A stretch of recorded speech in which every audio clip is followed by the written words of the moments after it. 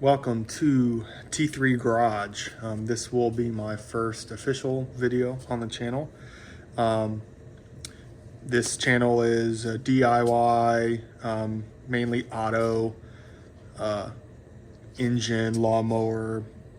Right here in front of us, we've got a generator, and I'll kind of go into the backstory of this. But hope you enjoy this video. We're going to be doing an air filter on this thing and doing an oil change. So a little backstory on this thing. It is an old Coleman Powermate, 5,000 running, 6250 maximum peak watt. Someone on Facebook, actually in my neighborhood, was giving this away. He said thought it might be locked up or frozen or something like that. He said he didn't want to mess with it. He's had it for a while. So he was giving it away for free. So I figured I'd go pick it up and kind of see what was going on with it. First thing I noticed, the air filter, I popped that open and it was just disintegrated. So I knew I was gonna have to replace that. I checked the oil. The oil was old, but there was some in there. So I decided to use a little bit of starting fluid, sitting right up here. A little bit of starting fluid right there into the carb. And surprisingly, it started right up. So I added some fuel and again started it with some starting fluid, and it ran for a little while. So I'm not sure exactly what he thought was wrong with it, but it runs great. I'll put a little clip that I have of me starting it the first night. But again, in this video, we're gonna change the oil, the air filter, and then change the oil. So let's get started.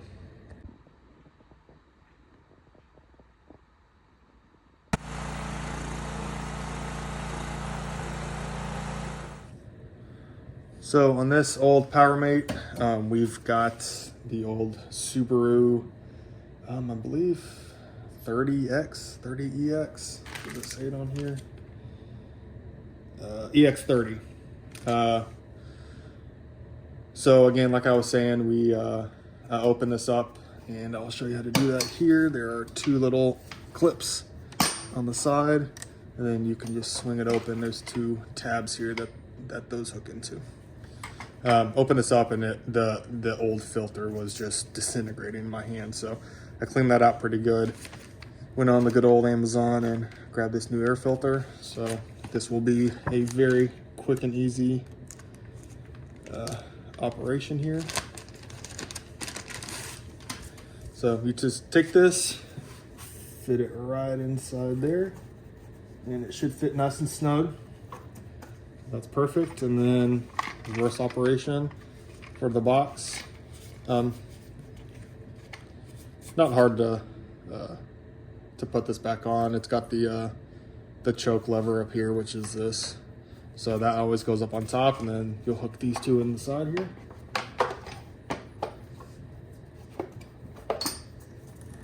So I did this the first time. You can't close these if they're open like that. So you gotta take it back off and make sure they're straight when you put it in there. This bar's in the way for that, so. And that one still didn't want to go.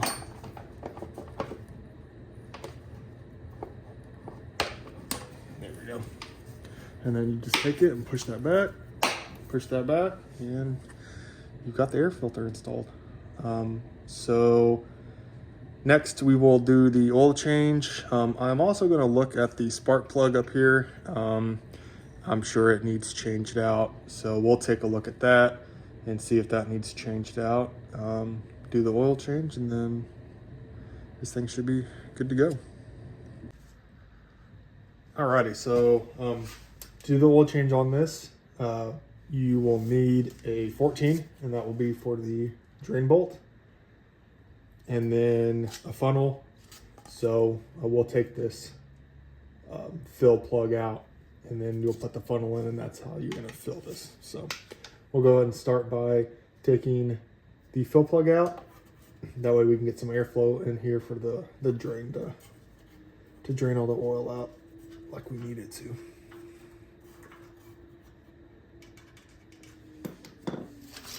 I'll set it over here.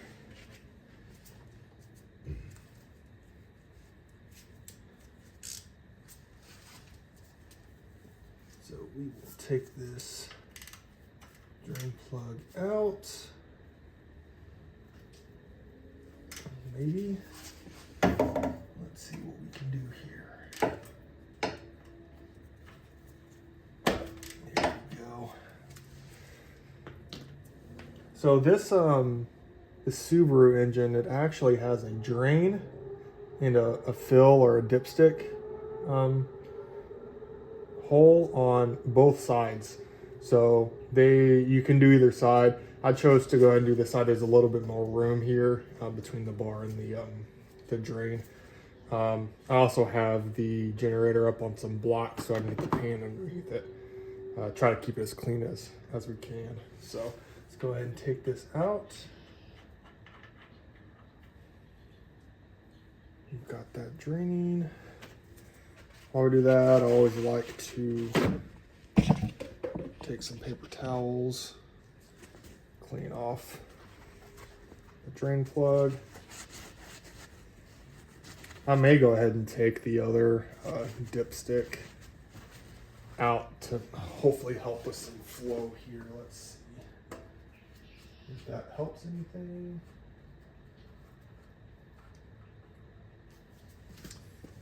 Yeah, I don't know. It doesn't really look like it. So we will let that drain. I'm going to go ahead and clean off the dipstick as well. Like I said, I got this for free from somebody who's had it for a long time. I don't know what the service interval was on this, so it's always smart when you get a new vehicle or any type of small engine or anything like that, go ahead and change whatever fluids out you can. That way you know it's good to go.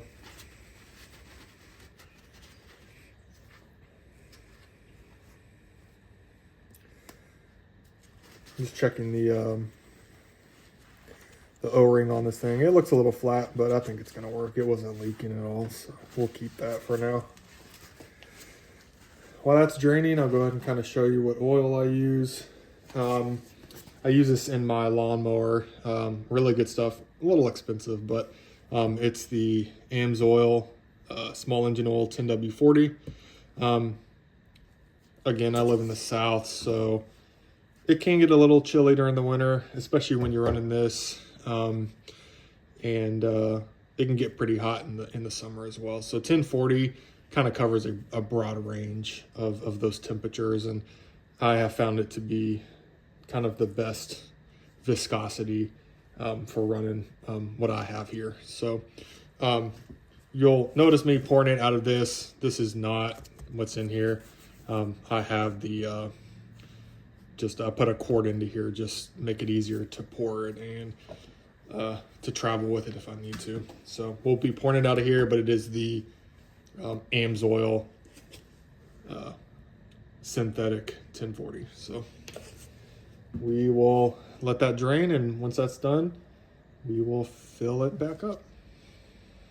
So I'm just, like I said, letting it drain, but just show you guys kind of how old and dirty this oil is. It's pretty bad.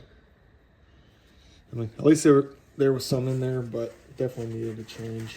So we'll let it finish draining and go from there. All right, so it is just dripping out now, so we'll go ahead and put the drain bolt back in. What I like to do is always just like to clean this area up. Obviously, you're not going to make it perfect when it's draining, but just kind of clean that up a little bit. We will hand tighten this back in here.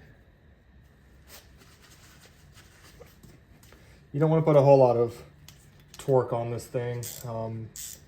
Just snug it up. That way you're not stripping anything, causing any problems later. So we will just make sure this is snug.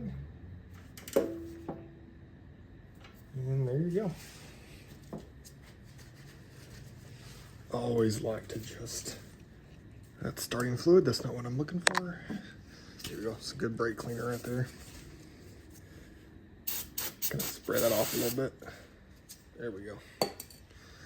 We will fill it up and check the level.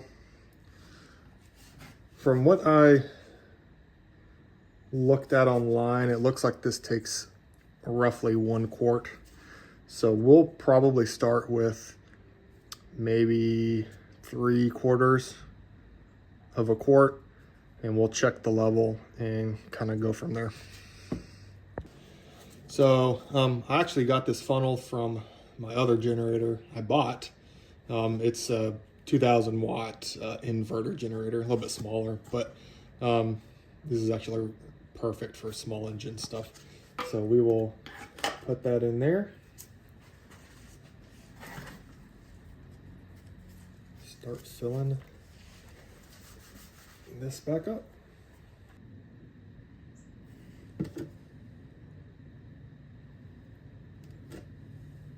We'll add just a little bit more and then check the level.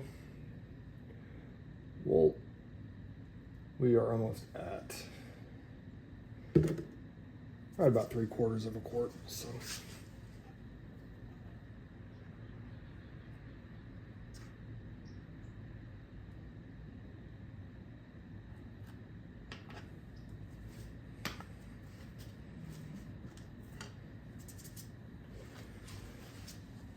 you can kind of see if it's filled up correctly.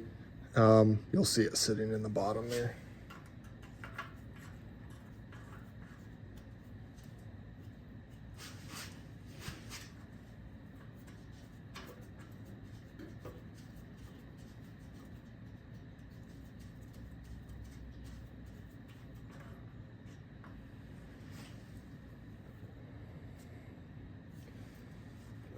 So I screwed it in. A lot of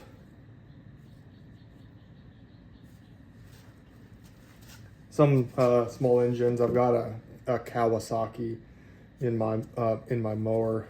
You don't screw it down; you just set it on top. But this, looking kind of where the lines are between here and here, we were sitting about right here when I screwed it in. So I believe in this, you will screw it all the way down to check the level. So I will pull it down one more time. And let's see if you guys are able to see where it's at. So we are sitting, probably hard to tell, but right about there. That's pretty good. I may just add just a touch more. You're probably fine leaving it right there, but we'll add just a hair more here. And we'll call that good. I think that is going to be perfect.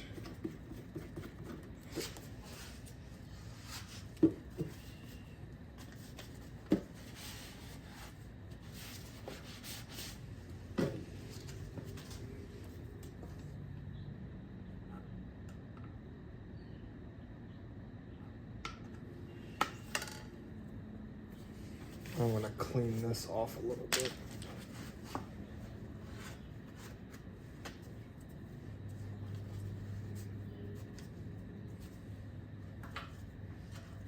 Screw this back on.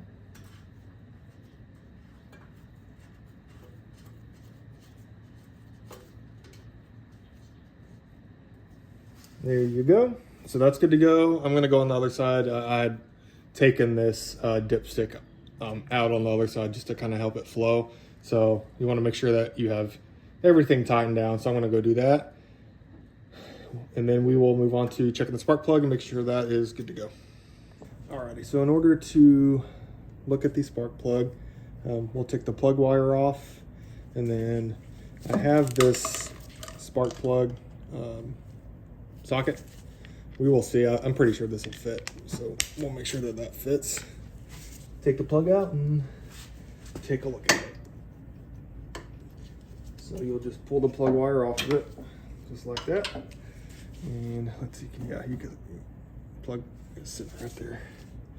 I don't know. I don't think it's gonna fit. That one looks a little larger. Negative. Okay. I will be right back with the correct socket. All right, so it actually ended up being a 7/8, which is Kind of crazy for a spark plug.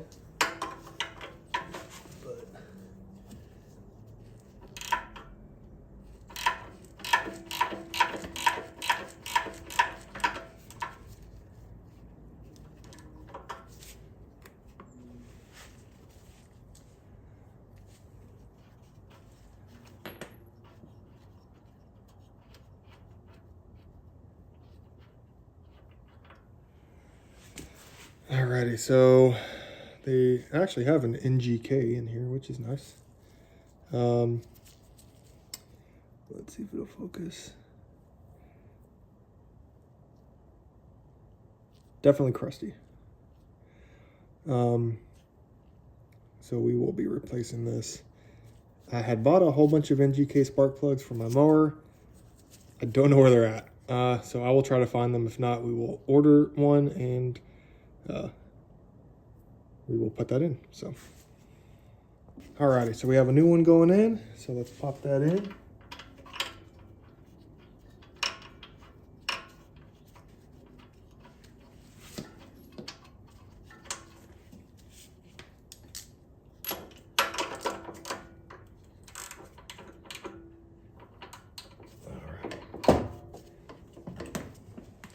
Come on, you dirty socket. There we go.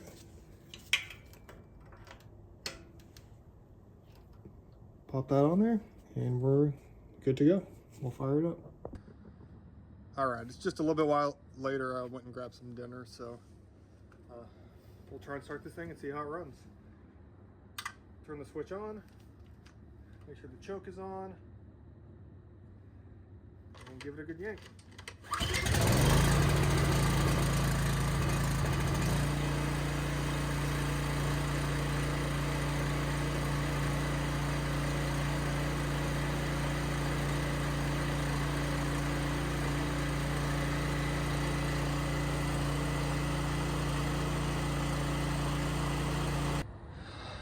Alrighty, that will conclude this video on the Coleman Powermate 5000.